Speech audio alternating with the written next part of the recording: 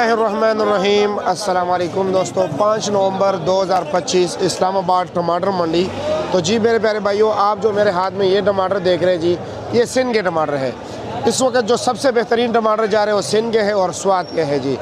ईरानी टमाटर की shelf life ज़रा कम होती है, नरम हो जाते हैं जी जल्दी, और उसमें थोड़े हल्के फुल्के भी आ जाते हैं, निशान वाले भी आ जाते हैं। तो इसलिए आजकल सबसे ज़्यादा जो गाहक पसंद करते हैं जी, वो सिंध के टमाटर है। एक तो इसके आइडियल बहुत ही साइज़ जो है बहुत ही आइडियल है जी, आइडियल साइज़ है, ये देख सकते हैं। घरेलू इस्तेमाल के लिए सबसे बेस्ट यही है। स्वाद के साइज़ भी बहुत बेहतरीन है। ईरान भी अच्छे टमाटर हैं, अभी तक चल रहे थे, अभी भी उसमें अच्छे क्वालिटी के आ रहे हैं, लेकिन ज़्यादातर नरम गरम आ रहे हैं जी। तो रेट के हवाले से अगर हम किलो का बताएं जी, फ़ी किलो रेट जो सिंध वाले टमाटर है इसका रेट चल रहा है फ़ी किलो 140, 150 और 160 रुपये किलो। स्वाद का भी यही रेट है।